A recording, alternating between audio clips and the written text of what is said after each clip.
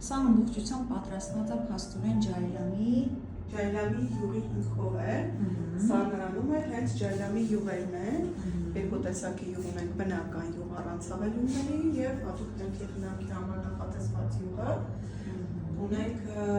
մազերի խնամքից մինչև ոտքերի խնամք, ունենք շամպուններ, դիմակներ,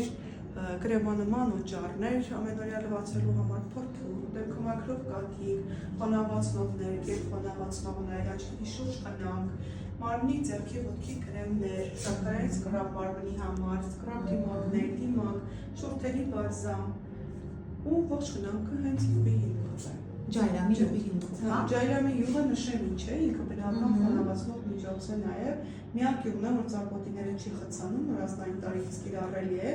մարդու վերականգնող հատկությունը, մազաթարխությունից սկսած տարբեր մաշկային խնդիրներ, ռոզացիա, պսորիազ, էկզեմա, ճարքեր, չորություն, գրգռվածություն, այլևացքներ, սպիեր, ունի նաև ցավազրկող հատկություն, մկանացավ, հոդացավ, ցանկացած խնդիր իզոլու է վերականգնելու, լուծելու։ Փաստորեն մեր Հայաստանում արդեն նման բաներ կա։ Այո, ու ոչ այս խնամքը առանց արհեստական, քիմիական հավելումներից, այո։